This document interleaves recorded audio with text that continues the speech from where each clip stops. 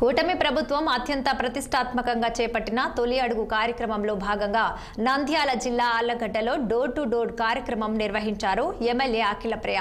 గాయత్రి నగరంలో ఇంటింటికి వెళ్లి సంక్షేమంపై వివరించారు.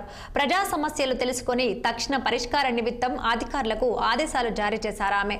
ముఖ్యమంత్రి, మంత్రులు డోర్ టు డోర్ కార్యక్రమం నిర్వహించడంతో రాష్ట్రంలో పండగ వాతావరణం నెలకొందని ఈ సందర్భంగా ఎమ్మెల్యే అఖిలప్రియ వ్యాఖ్యానించారు. ఎన్నికల్లో ప్రజలకు ఇచ్చిన మాట ప్రకారం హామీలన్నింటినీ నెరవేరుస్తున్నామని, అర్హులైన ప్రతి ఒక్కరికి పార్టీలకు అతీతంగా పనులు చేస్తున్నారని తెలిపారు ఎమ్మెల్యే భూమా అఖిలప్రియ.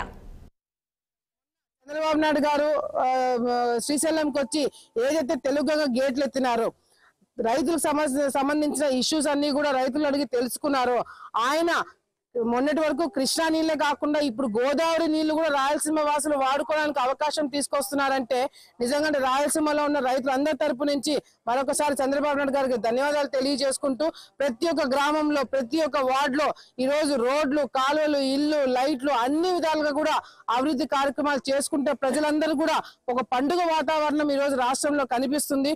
వచ్చే రోజుల్లో మా భవిష్యత్తు బాగుంటుందనే ఒక నమ్మకంతో మేమందరం కూడా కలిసి ముందుకెళ్తున్నాము. అది చూడలేక ఓర్చుకోలేక వైసీపీ నాయకులు చేసే అక్రమాలు, వైసీపీ నాయకులు మాట్లాడే అవాస్తవాలు ఇవన్నీ కూడా ప్రజలు చూసి అసహించుకుంటున్నారు.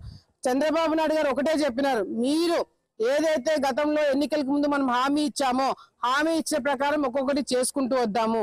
మీరు కక్షలు కానీ ఇవన్నీ కూడా పక్కన పెట్టి, గొడవలు అన్ని కూడా పక్కన పెట్టి కేవలం అభివృద్ధి మీద కాన్సన్ట్రేట్ చేయమని చెప్పినారు. దానికి తగినట్టుగా మేము కూడా వెళ్తున్నాం. కానీ వైసీపీ నాయకులు ఏ మాత్రమైనా అభివృద్ధి కార్యక్రమాలకు కానీ లేకపోతే రాష్ట్రంలో జరిగే మంచి పనులకు కానీ అడ్డు వస్తే మాత్రము ప్రజలే బుద్ధి చెప్తారని చెప్పి సందర్భంగా తెలియజేస్తారు.